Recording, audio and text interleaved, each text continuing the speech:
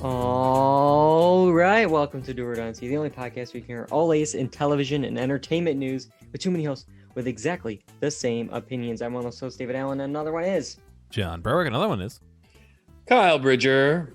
I will say that I am the Catherine to John's Orlo to Dave's Peter the Terrible. Sure it's not the great. Nope. Sure it's not the great. Nope. Definitely terrible. Come on. Okay, yeah. Peter, not that great of a character in The Great. But we'll break him down. We'll also talk about Catherine and Orlo and all of them in the Hulu series, because that's our next catch-up series. We're going to talk about the first 3 episodes of season 1 of Hulu's The Great. Plus, we got some quick checks tonight, including one about the big WandaVision finale. We got in and out points. We got all this other stuff going on. But this first segment, oh my God, I just said it, but I just had it, John. What was it? I in and out points. In or the out. In or the out.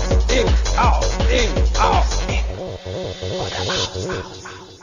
So close, John. I was like 10 more seconds. I would have been able to remember it. Short-term memory, I guess, for me. It is in and out points. Last week, we broke down the winners to the Golden Globes. And this week, we have a bunch of nominations and wins from all these other different awards bodies that may point us in the direction of where the Oscar race is going. We're going to kind of run through them real quick, a little roundup. Let's start off with the Directors Guild and the Producers Guild, because those seem to be in step with what we've been seeing so far. For Directors Guild, we have the directors from the films Minari, Promising Young Woman, Mank, The Trial of the Chicago 7, and Nomadland up for the top prize.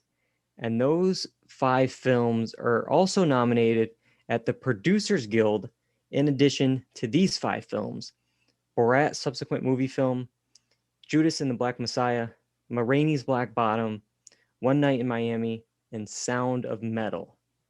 Now, usually with the PGA, those are mostly the Best Picture nominees. It just happens to work out that way. Last year, they had 10 films.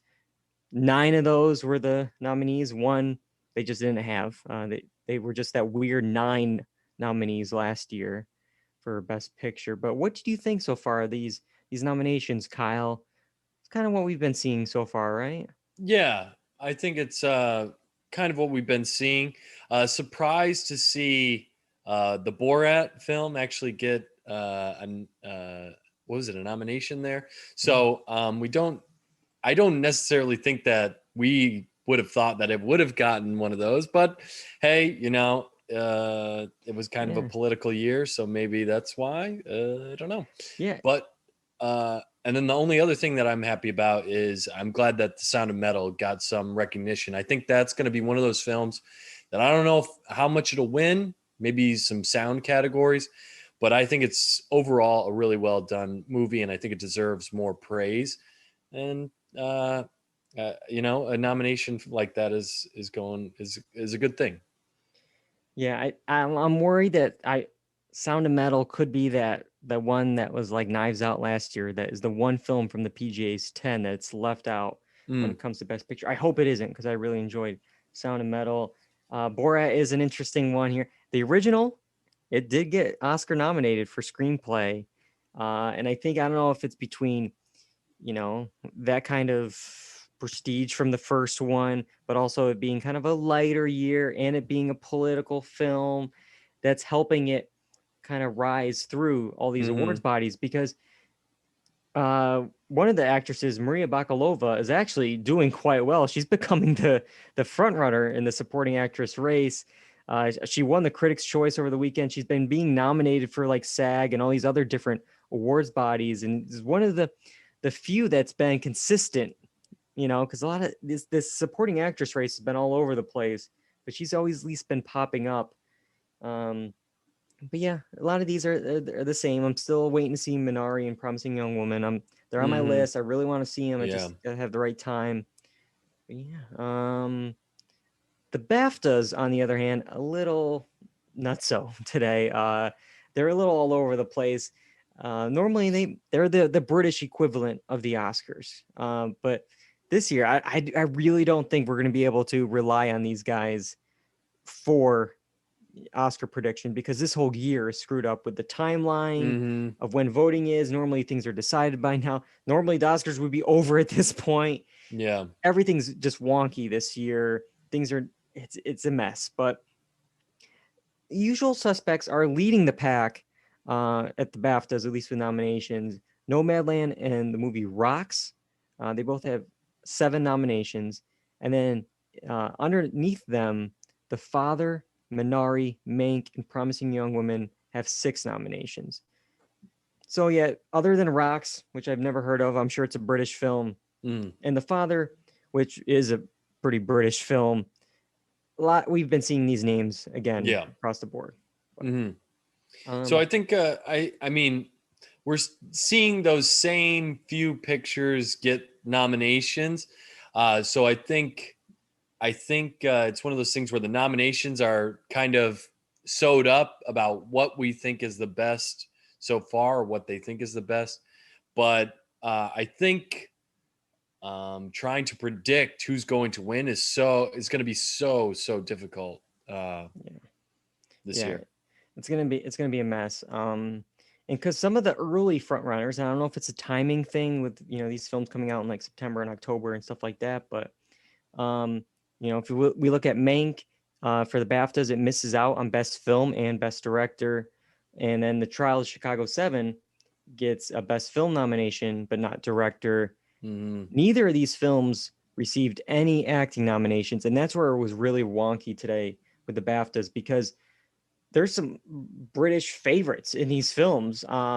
Just to run through a list of names that didn't get a nomination that many people probably suspected to get nominations just because, well, they're British actors. No Gary Oldman, no Sacha Baron Cohen for Trial of Chicago 7 or Borat, Mark Rylance, Olivia Colman, Carey Mulligan. I mean, there are films, Mank, The Father, Promising Young Woman. They were all heavily nominated, just not their acting performances, which is it's Mm. kind of strange to me. Yeah, that is a weird one. But yeah, so the BAFTAs I think are going to be tough to really kind of go off of. DGA, PGA, that's more easier to go with because a lot of those people that vote in those vote in the Oscars as well. Mm-hmm. SAG Awards are also coming up in a couple of weeks, so we'll know a little bit better with that where the actors are going. Yeah. But it's really looking like No Man Land right now at least has the front runner status. I mean, it cleaned up at the Globes and then also at the Critics' Choice Awards. Those were over the weekend, the 27th Critics' Choice Awards. Nomadland won 4, including cinematography, screenplay, director, and picture. Meanwhile, the film Mank is kind of losing, I think, some of the buzz as we've been talking about because it Mm-hmm. was snubbed at the Golden Globes, even though it was leading nominations. And then at Critics' Choice, it went 1 of 12. Had the most noms at Critics' Choice. It only won for production design. So I think the stock is going down there.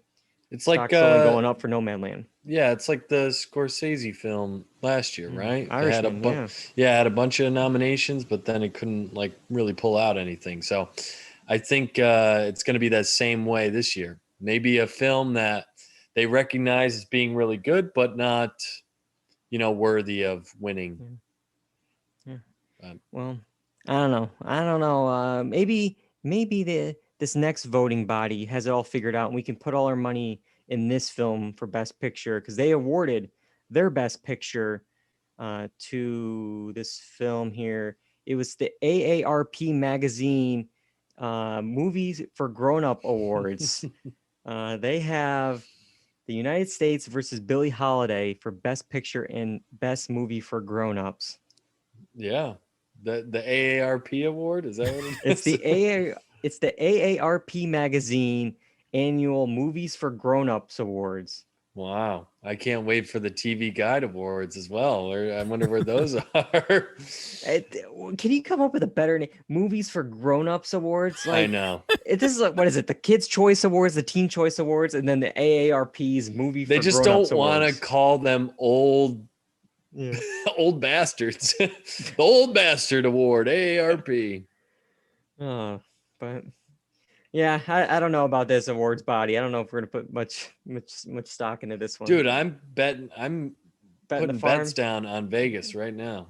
All right, we'll see. We'll see. But all right. The next in and out point involves a TV show that was nominated at the PGA and DGA Awards as well. It won 2 Critics' Choice Awards over the weekend. It may be up for some Tonys. How? You're probably wondering. Well, Level Forward has acquired the theatrical stage rights to Walter Tevis's novel, The Queen's Gambit, for which the Netflix miniseries was based on. So, looks like we're getting Queen's Gambit, the musical. John, are you in? Oh, I can't wait to see like a stage with a chessboard and like everyone's doing some kind of can like dressed as like rooks and knights and pawns and I can't wait. I'm down. Front row tickets for me, please. Yeah, I'm flabbergasted by this because like I expected Netflix to surprise us with like a second season of The Queen's Gambit after the miniseries like awards run, just like Big Little Lies. It's like, oh, it's a miniseries. Once it won all of its awards, like, well, actually, season 2's coming, and I was expecting that because it's such a huge success. It's cleaning up awards right now. Never expected a musical. Kyle, are you going to be buying your tickets to the Broadway musical, The Queen's Gambit? It's an interesting thought to make it a musical, right? I don't know. Musicals already to me are kind of, I have to really, really be into it because otherwise it's just like, no one's doing this. No one's doing this in real life. What is this? I mean, I would believe more CGI graphics in Marvel movies than I would like somebody being like, la la la la, just out loud, you know? I just can't. I can't with musicals. I just cannot do it for some reason. Yeah. But it's interesting. I don't know. How are they going to do the drug scene where she's hallucinating about the pawns? Oh, that's Like, super easy in a musical. yeah. Anything goes in a musical. 60s hippie music they got going on there, and they can far out, dude. John, it's like all these movies and TV shows are becoming musicals. Obviously, you got like Beetlejuice and all these other Groundhog's Day became one. Back to the Future is one in the West End right now in London. So if those can be musicals, I guess why not? Why not? I'm sorry, I didn't mean to cut you off, John, but you want to talk about IP? Like we talk about intellectual property for TV shows and movies and how those companies don't want to lose money. It's even worse in the theater world. They do not, they need like definitely some, because they do not want to lose any money. They don't want to take any chances on anything new. It's got to be a hit or nothing. Yeah. Is there any other Netflix series that we could see become musicals? Is there anything? Tiger King musical? There was a lot of music in Tiger King. I saw a tiger. Tiger saw or become whatever it was. But yeah, I don't know. The Crown is very hot right now. The Crown, the musical. The Crown, the musical. Ozark. What? Come on. Any man. musicals coming from Netflix you can see? Anything popping up? I'm just trying to remember the last not crappy thing that Netflix did. Just because all their stuff, it's like documentaries and murder shows, and I don't know. The Floor is Lava, the musical. Okay. Sure. All right. Well, one last in and out point tonight. It involves New York City. We talked about the New York City movie theaters reopening. Well, indoor dining is also going up in New York City. We're currently, I think, at 35%. And to help fill in some empty seats at Peter Luger's Steakhouse, and they teamed up with Madame Tussauds Wax Museum, and they're going to provide A-listers who don't need to follow COVID guidelines to sit next to you because, well, they're made of wax. Diners can toast with John Hamm at the bar, share a laugh with Jimmy Fallon, and sit across from Audrey Hepburn. What do you think about this new initiative, John? Are you going to be going to the steakhouse to share a meal with Jimmy Fallon? No, I don't think so. I mean, I don't know. The wax things always make me feel a little weird. There was a thread on Twitter a while ago of like really old wax figures they had sold off because I guess they're either making new ones or making room, and a lot of them were like in that uncanny valley, like ooh kind of world. And the pictures we have here of Jimmy and all that actually look pretty good, but are they still going to look that good when they've been like in this restaurant for a while and they've been hot and cold and hot and cold and they have like food particles and oil on them from it just being in the air and just like, I think I'll pass. I as much as Jimmy is a great talk show host, I think I'll let him eat in peace this time. Yeah, it is a little weird because at least in the pictures, it looks like it's like a single table. So it's like it's just you across from the celebrity.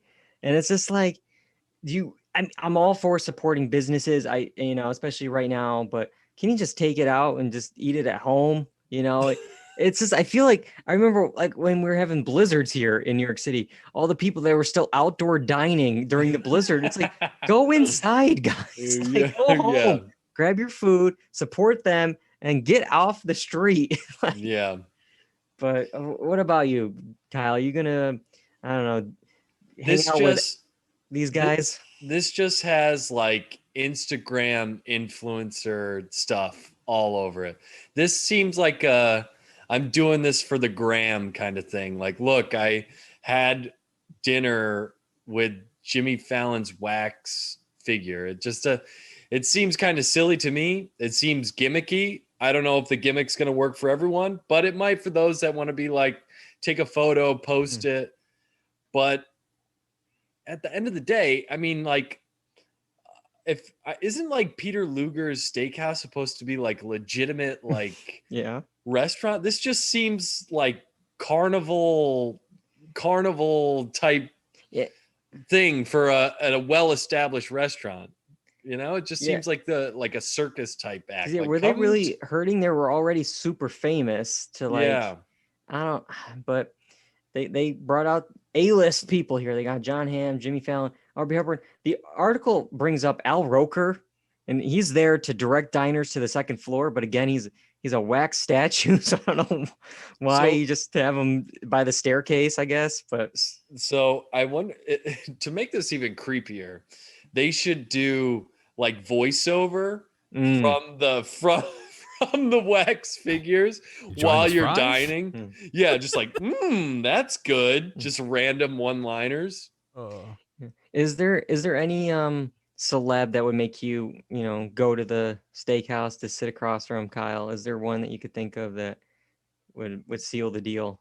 No, I've been to Madame Tussauds. I know what it's like. I don't need, this feels like a touristy Instagram thing. This doesn't seem like for regular New Yorkers. I don't know regular New Yorkers that are going to go do this. I got mine. If they have Hath there. Remember Hath? Do you remember who Hath was? Callback In-N-Out Point. Anne Hathaway? Yeah, if our friend Hath is there. Annie, I might. She had a wax figure there. Maybe they're still working on the nameplate. Maybe that's why she's not at Peter Luger's yet. But maybe. All right. That's it for In-N-Out Points tonight. We have a new series to talk about. It's been around for a bit, but we're finally talking about it on the podcast. In order to talk about it, we have to go back. So guys, send us back. Back in time. We're back, baby. Gotta get back in time. Well, that happens. Sometimes you're early, sometimes you're late, and sometimes you're right on time. And I was not this time. It was not great. But we're talking about The Great. Season 1. We're catching it up. We're gonna do episodes 1 through 3 tonight. We've caught up on The Boys before. We did Industry earlier this year, and now we're turning to the Emmy, Golden Globe, and SAG nominated series for Hulu. The Great is a comedic drama about the rise of Catherine the Great from outsider to, historical spoiler here, longest reigning female ruler in Russia's history. It came out in May of 2020. And again, we're covering the first 3 episodes tonight. So The Great, A Fake Beard, and You, Sir, Are No Peter the Great. And then we'll do 4 through 6 next week, and then so on and so on. All right. Let's start off with John. He saw the pilot of The Great. What did you think of the first episode? I actually am kind of enjoying it. I think that the ridiculousness of Peter is playing off really well against was it Catherine, I believe. And they're kind of not meshing, but in a good way that kind of presents what's wrong with the story. And I don't know. I think it's been good so far. I don't think I've dived deep enough into it to really get into the nitty gritty, but I saw like an episode and a quarter, and so far, I'm digging it. I think it's good. Yeah, I agree. Kyle, what do you think so far? Yeah, I'm enjoying it. I think it's really well done. It mixes these. It comes out with these comedic lines that just surprise you. They just hit you. And I've had laugh out loud moments where I didn't see something happening. It's the scenarios that they're kind of put in, the one-liners. Nicholas Holt, right? He's really good as that spoiled brat. It is well done. I am enjoying it. There's definitely a lot of different storylines. You can kind of foreshadow where they're going with it, or have theories about it and not really know for sure. So I like that kind of interconnectedness and seeing how that's going to play out. It's going to be interesting between and what I mean by that is Catherine's servant is somehow family with the religious prophet dude there, and just how that's going to intermingle between him and Orlo, and then Peter as well. It's interesting. I think it's really setting itself up well. Yeah, and it's marked as occasionally a true story. Dark in the chat is saying the missus has been watching it and loves it. The only thing she doesn't like is the historical inaccuracies. That is why I can't watch it. She has to explain everything to me. That's why I think it's some of the fun for me, because it's it reminds me a little bit of The Favorite, which actually also stars Nicholas Holt. He's in both of these projects. And there's points in it where I think this would have been what you're saying, Kyle, where you're watching it, and because we're in this time period, and all of a sudden they say this line, and it's either so vulgar or so shocking or something that it's just so funny because you were not expecting that kind of vulgarity in this world, and then it's like, whoa, that woke me up. Wait a minute, but and a lot of those lines are coming from Nicholas Holt's character here. At first, in this first episode, it's I feel like she was playing it pretty straight, but then he feels like he's this heightened, he's the almost parody in this world.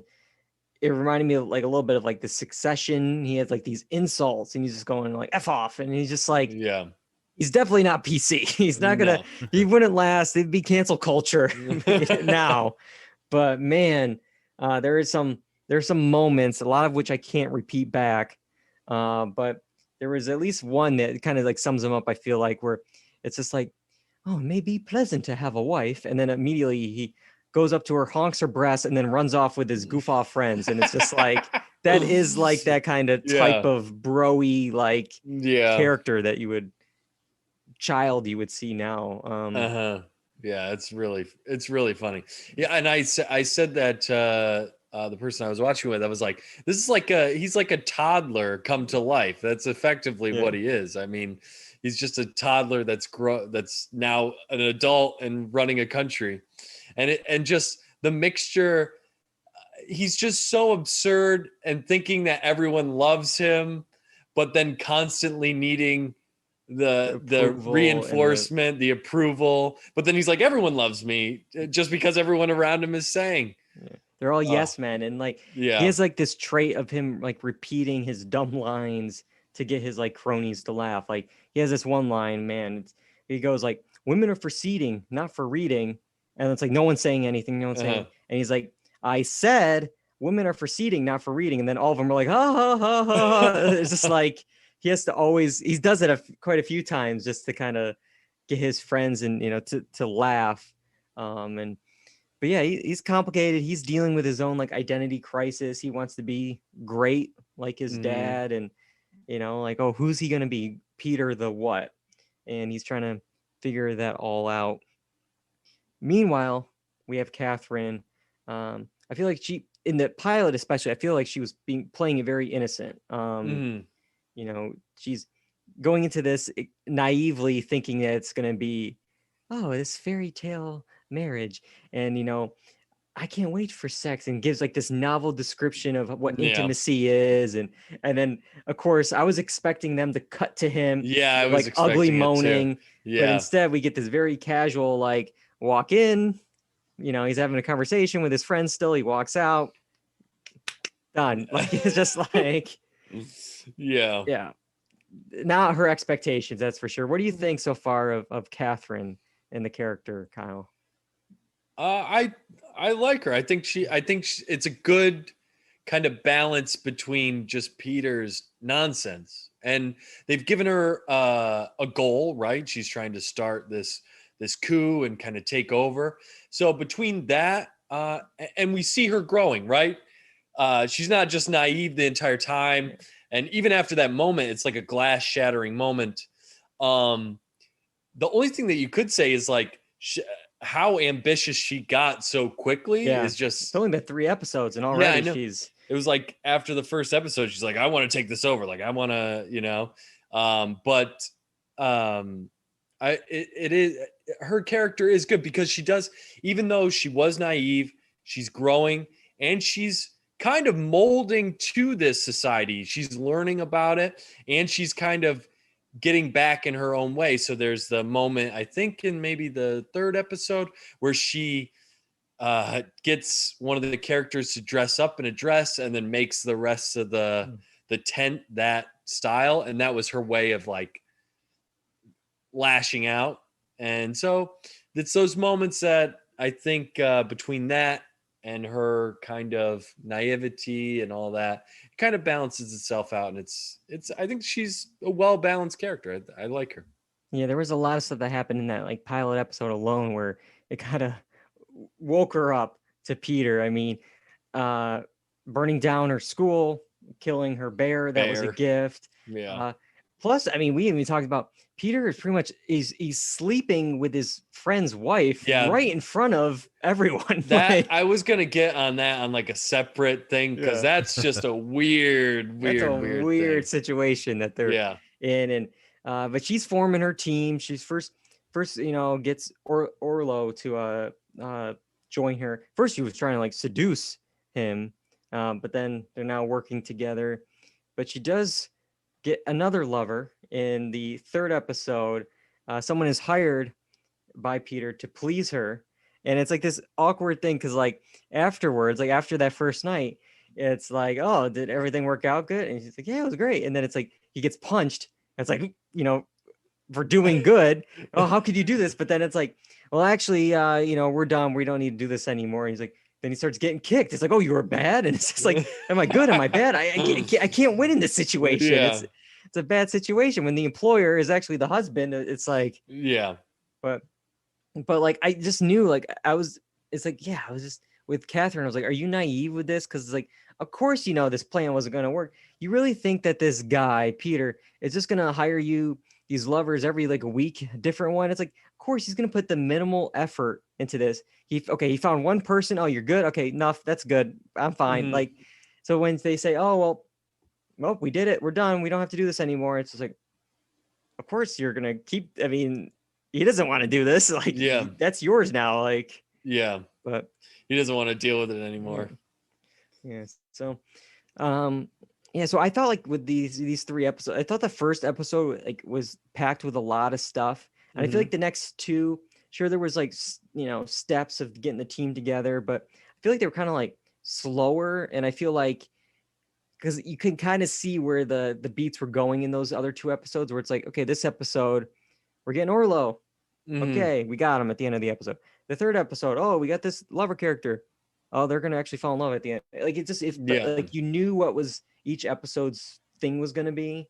So that was my one little kind of not criticism, but like one little thing with the show. And there's some other like tiny nitpicks, right? I don't know about you guys. I thought like the CGI was sometimes all over the place, like because they have a lot of CGI animals. They had like they had a bee, they had a butterfly, they had a bear. I feel like some of them, especially like the bee, was like it was so bad and distracting. But what can you do? You can't train a bee. I feel like. Yeah. So. And to be fair, it was supposed to be distracting in that moment. Yeah. So, but speaking of animals, I'm wondering how far this season 1 and the series will go, because it is marked as occasionally a true story. It's like, well, are we gonna like when will they move past Peter? Because again, spoiler, she overtakes the throne. Like, where is this season gonna end? Where's the series gonna go? Because I feel like we can't lose Peter so soon. And Nicholas Hoult, I feel like, is such a good character. Yeah, he is. But how long can you do that with your premise? Are we gonna go all the way? Are we gonna get to the famous thing about Catherine the Great that a lot of people know about with the horse? Wait, what? I don't know this. You don't know this? No, I don't know either. You don't know this? Don't spoil it, David. It's only been thousands of years. I'm pretty sure. I'll double check, but are you thinking of The Godfather with horses? No. Let's see. I'm gonna go on Snopes.com because at least okay. So there was something with a what? A bear, you said, or a horse? No, you with a said horse. something with a horse. So Snopes has called this false, but one of the most famous kind of, I think, at least I knew of Catherine the Great was, I'll just read what it says on Snopes. There's a historical legend that holds that the Russian Empress Catherine the Great died attempting to engage in sexual intercourse with a horse. Wait, what? What? This can't, no way. If there's an article about it trying to prove that it's either true or false, that means other people thought this. I have never, this. ever heard this. What history teacher was teaching you this, man? I don't know. We got to talk to this history teacher. Let's see here. That was on Snopes. Let's see. I'm just on the Legends of Catherine the Great page here. And better watch out what you're Googling, man. The rumors have even extended into the circumstances surrounding her death, with one tale claiming she died while having sexual relations with a horse when she actually died from a stroke. Okay. Interesting. The stroke of a horse or the stroke? Please tell me. We got music. We got Dark in the chat. Am I crazy? Was it that other people knew this, or was it just me here? Dude, you might be starting the next conspiracy theory. This is wild. Right here on the podcast. Yeah, I'm pretty sure. I mean, if they make a Snopes article about it, that means other people have had it. Music's, no, you're not crazy. Dark, I've heard it as well from world history class. Okay, so what world history class? Who's teaching that? Who teaches this? I don't know. See if you know any high school history teachers, Kyle. Maybe you can ask them, see if they know this. Yeah. Dark says his professor really hyped it up. Whoa, okay. All right, class. Today we're going to learn about the death of Catherine the Great. Okay, let's get back on track with this.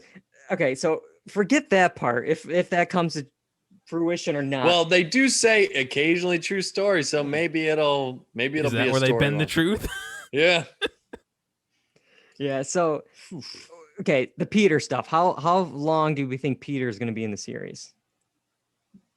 I mean, I would imagine that he's got to finish the season. Oh, definitely the season, yeah. But I would assume that, it can't last forever. I mean, at some point we got to reach a climax with that kind of situation. So I don't know. With or without a horse. Yes, exactly. But I mean, it could last until next season. But it depends on where their storyline goes. But I know it's going to wane on the audience if we're not seeing some kind of progress from the people that are supposed to take him down.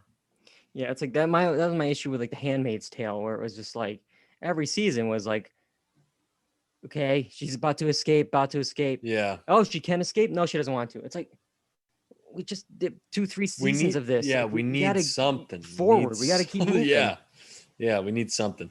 So right now, after 3 episodes, I'm still enjoying Peter as a character. I think it's good to keep him in where they are at with the story. It feels like this 3rd episode, they didn't really do anything to kind of further the coup. It was more her taking this lover. So it depends on how quickly that storyline's moving along. If they move that and advance that quite a bit over the next few episodes, it could be one of those things where it's like, it might be time for Peter to go just because what else are we doing here? You know what I'm saying? Because I imagine that, at the end of the 3rd episode, he stabbed one of the generals or the high military officers because they wouldn't go with his plan. I'm imagining this plan is going to kind of crap the bed, and then he's going to deal with the ramifications of that. And then that will give Catherine an opportunity to kind of swoop in and kind of heal the nation or whatever she wants to do. Yeah. So Dark in the chat saying no spoilers, but there is a good flow when you look back on it for the whole season. So guys, when we get to the end, it'll all feel like it was paced out right. Everything was there, setting things up. I will mention real quick before we end it. I maybe I missed it. There's the kid with the kind of the violent drawings. I can't remember the relationship, with who is he supposed to be. Ivan, wasn't it? Ivan or something? Yeah, definitely foreshadowing something with him and his violent tendencies here. So yeah, he seemed crazy.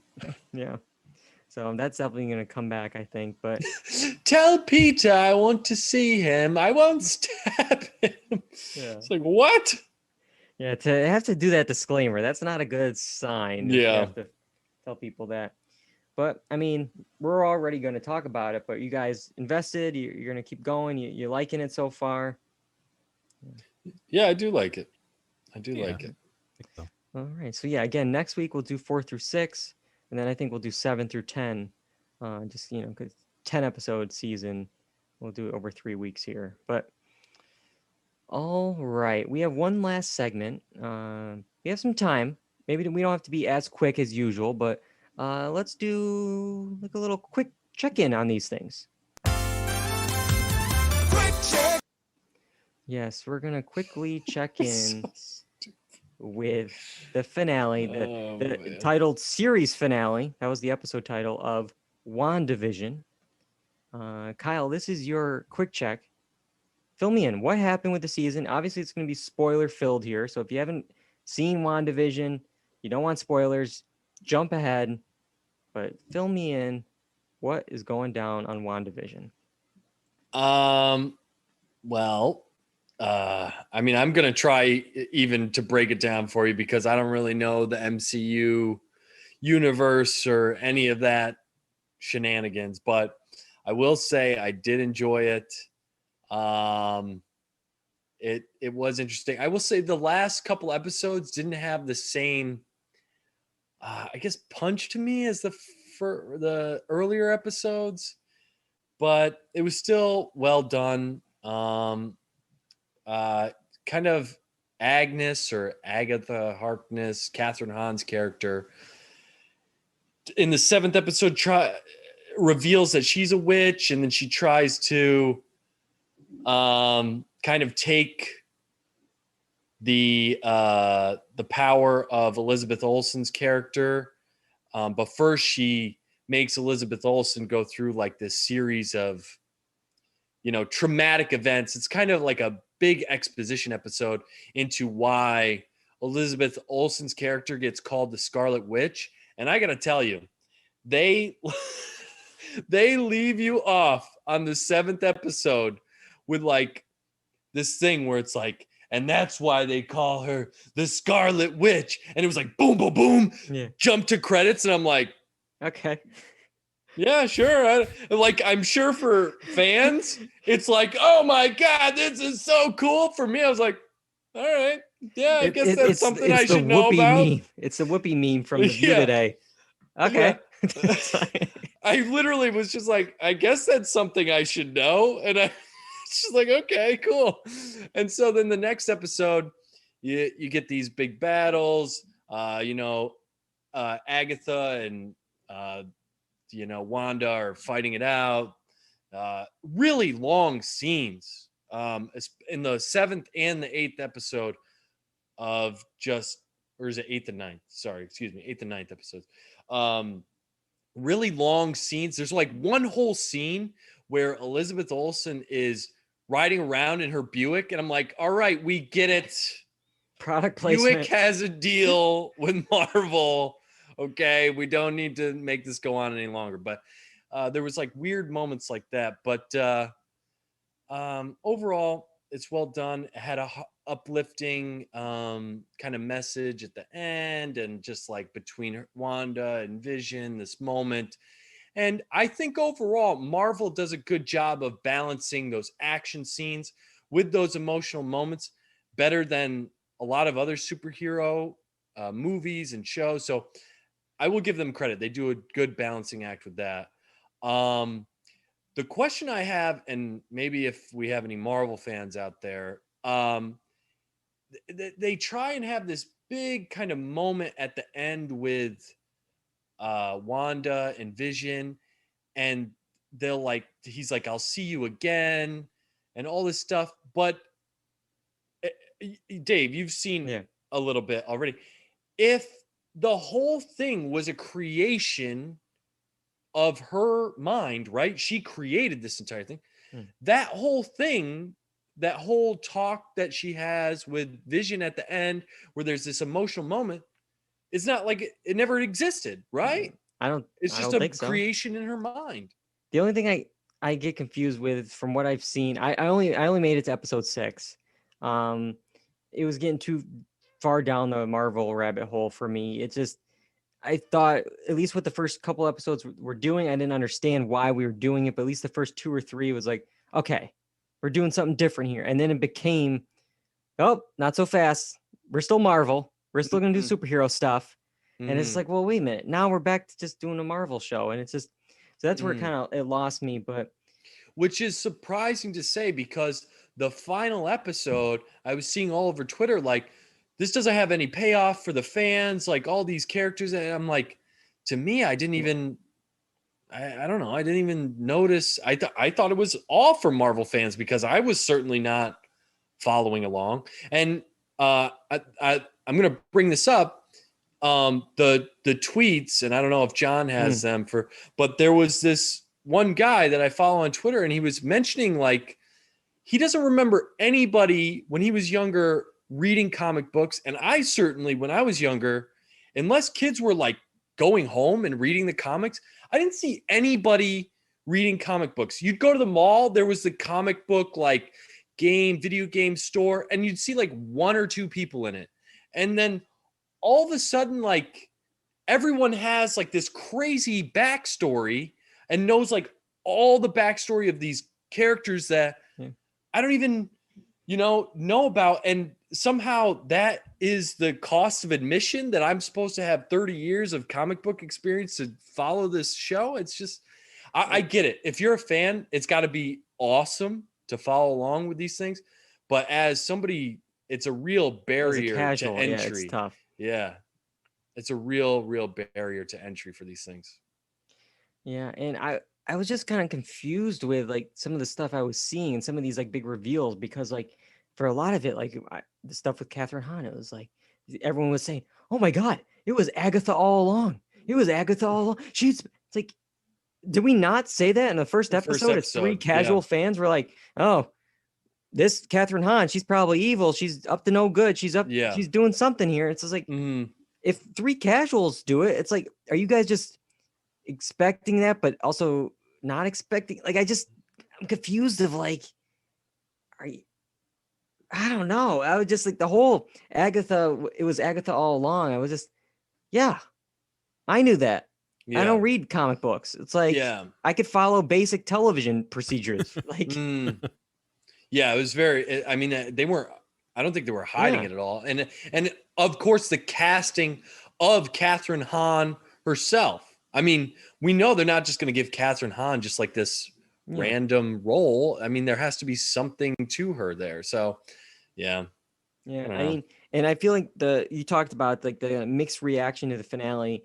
From what I've been reading, it sounded like they had so many fan theories that just didn't pan out. So they're like, oh well, you kind of had your expectations for the ending of what you thought it was going to be, but you had so people got let down by that, and it didn't help that I feel like the cast kind of talked about all these cameos. Elizabeth Olsen said, "Oh, a cameo is coming that's going to rival the Mandalorian's big ending cameo of season 2." And I think the image is spoiling it, but I won't say it audio wise who the big spoiler is at the end. I gotta be honest, I don't even know if I know. Well, and I watched the finale. I have no idea. Well, here you go. Because many thought it was going to be Magneto. I guess in the comic books, that's Wanda's dad somehow. But not in the Marvel version, the Marvel movie version. They gave her a different backstory there. But because things are changing, Disney now has the rights to Fox and stuff, and that they switched out the actor who played Quicksilver. That was from the X-Men side. I don't know if you noticed the actor there. That's the Quicksilver from the X-Men universe of Quicksilver. The Quicksilver that we saw in the Marvel Age of Ultron was a different actor. So they were like, oh, maybe Magneto's going to come if they got this Quicksilver to come from the X-Men and this and that. And who is Quicksilver in this thing? The guy with the gray hair running around really fast.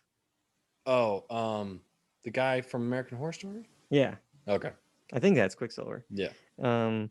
It's crazy. All these Marvel has Quicksilver, or I don't know if it's Marvel, but then DC has the Flash. They're all the same. Like, oh, I can move fast. Okay, cool. But the cameo, I guess, was also teased by Paul Bettany as an actor he's always wanted to work with.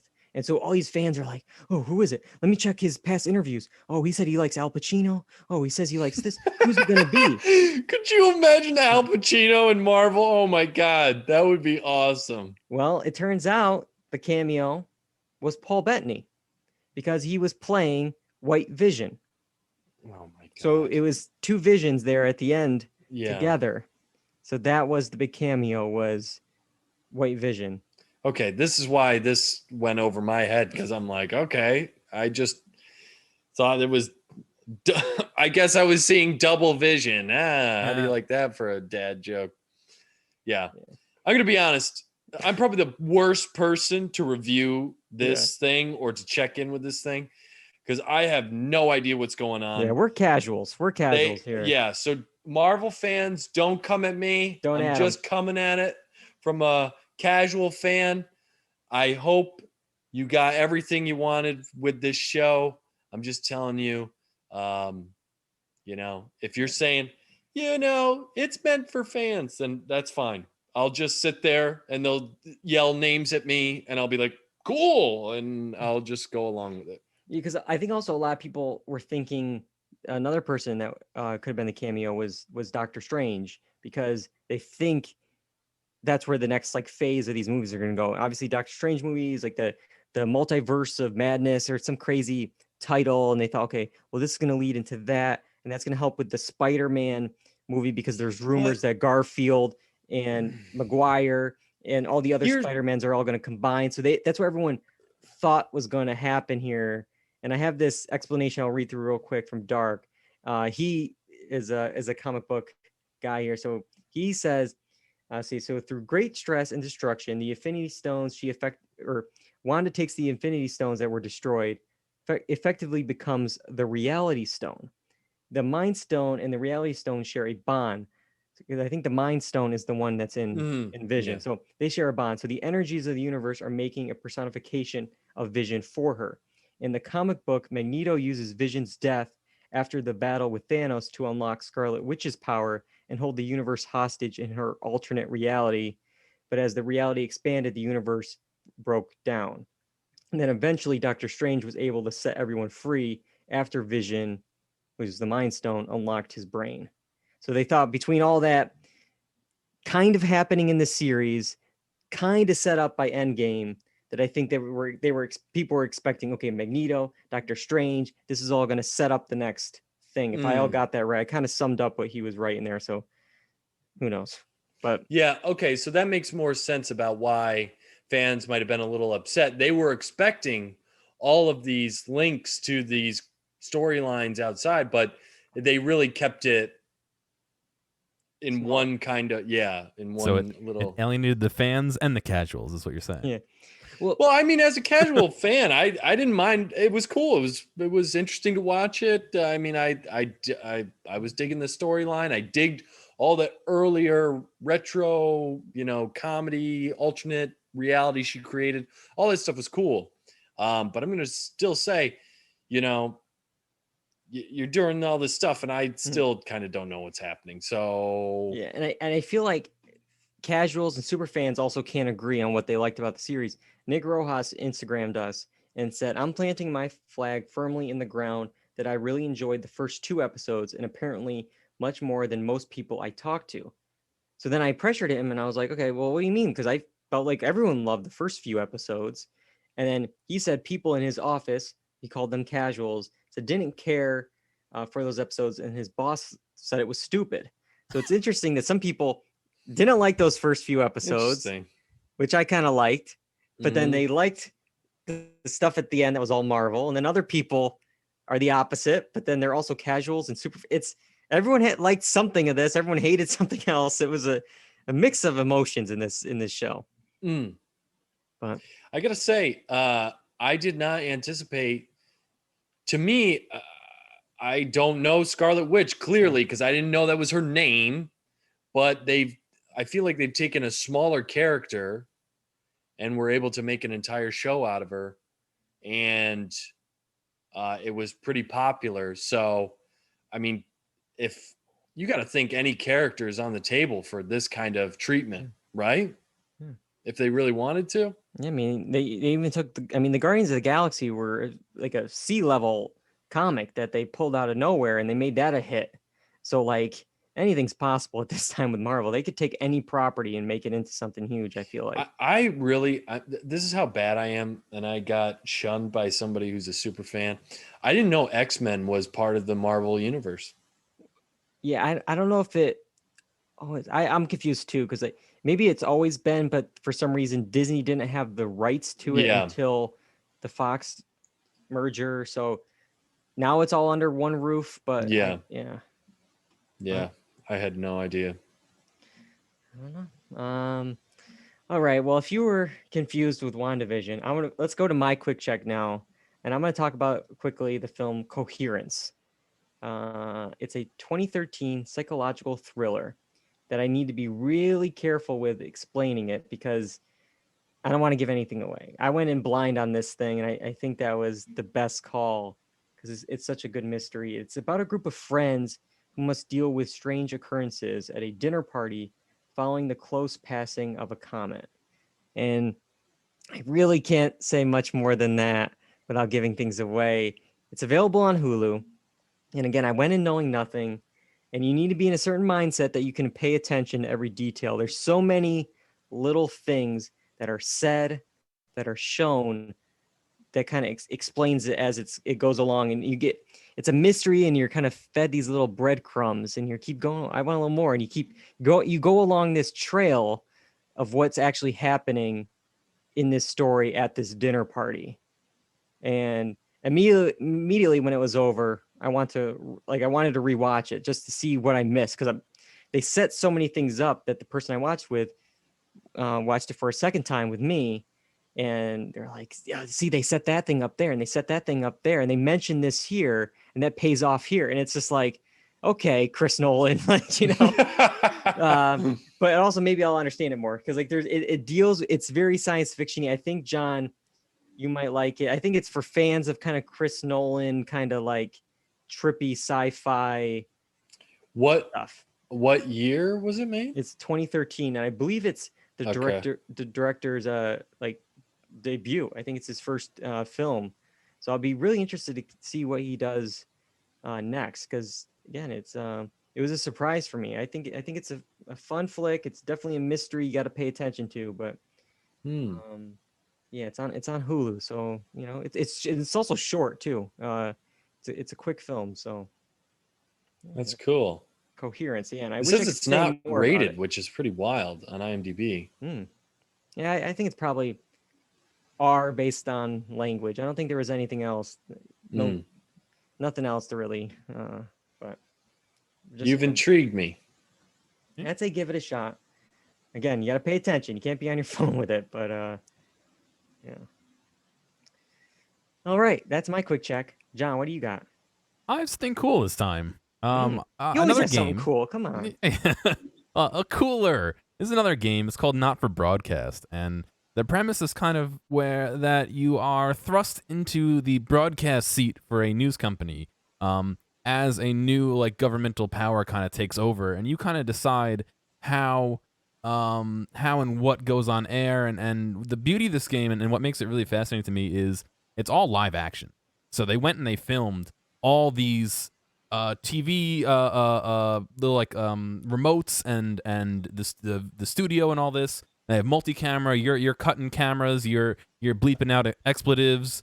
You're controlling the radio tower to make sure you have optimal signal. All this stuff, all while choosing what shots to take to either paint this new group in a good light or a bad light. You know, you can focus on one of the guys who's throwing back beers in the corner, who's like, you know, one of the top officials, or you can have a shot that cuts him out, and all this changes how this party is represented and how they can come to power, and it's really cool, and I can only imagine the amount of work that goes into this to have a 15 to 20 minute chunk of video recording, multi-angle, to fit all these different criteria you need, so I can cut the final solution, the final video of this, and it's just crazy. I every time they release a new episode, I dive right in.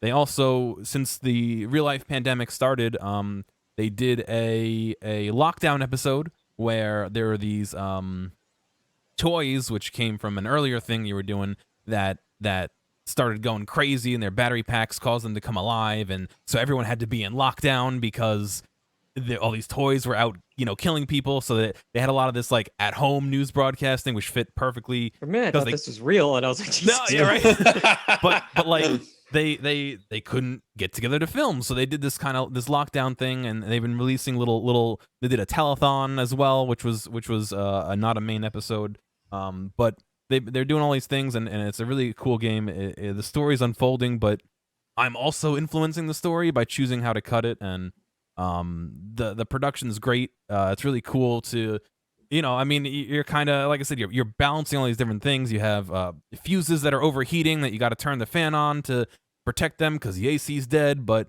you only have a certain amount of power, so maybe you have to turn off your censoring station for a second or two to cool off the fuses. But if someone says an expletive, you only have, you know, your 5-second delay from real time to air to turn everything back to normal to censor it, and it's crazy. I'm really enjoying it, and I can't wait. I think they have one more episode 3 coming out, hopefully soonish. I mean, I think they just started working on it, but I don't know. It really kind of captured my interest in it. It's been really fun to play.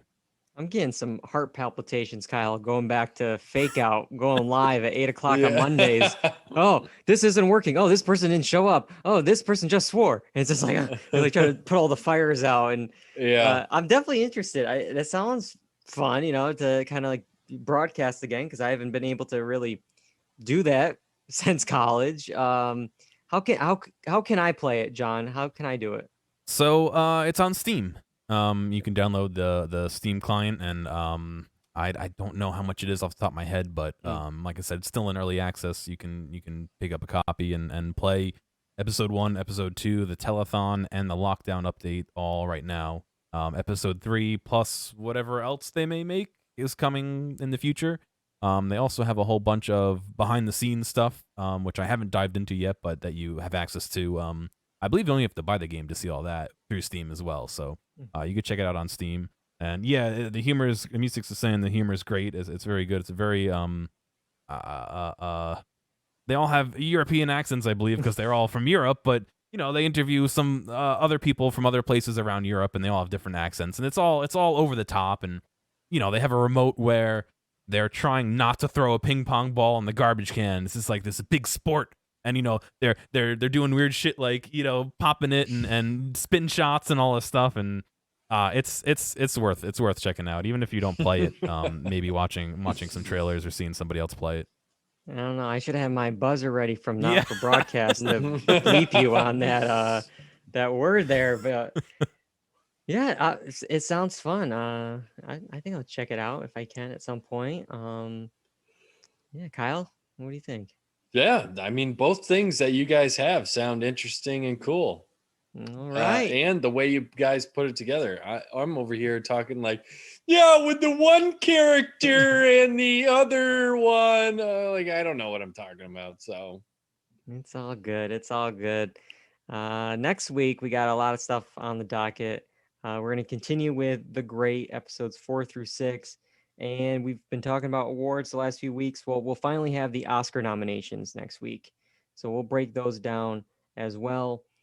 Don't forget to vote in our March Madness bracket. Round 2 started yesterday. Again, we're already at least up to over 50 votes so far in just 24 hours here.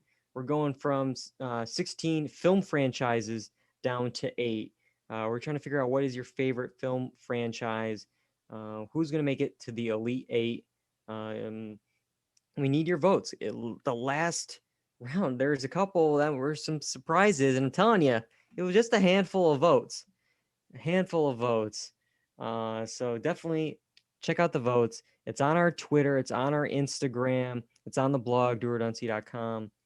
Vote. And you can also find episodes of the podcast on YouTube, iTunes, Spotify, the blog, doreduncy.com, and of course, Twitch. We're live Tuesday nights on Twitch, twitch.tv/doreduncy, 8 p.m. Eastern, 7 p.m. or Central, 6 p.m. Mountain, and 5 p.m. I guess, right? West Coast. Should I keep going? Yeah, keep going all 24. Please. Yeah. Okay. Or you can just watch it on YouTube the next day. It's your choice. But it's not as fun without the chat, without Mustix, without Dark, and all the guys in the chat. But I got to thank both you guys for joining us tonight. John, for directing the show. Couldn't do it without you. Sure. All right. Where's my thank you? I said Thanked. You don't get a special one. It was such a pregnant pause after John thanks, and then just dead silence. Yeah. I watch shows. I do a lot, okay? I'll fix it and not for broadcast. But until next time, I'm David Allen. I'm John Berwick. And I'm Kyle Bridger. And that's all we got for Dual Redundancy. Goodbye, everybody.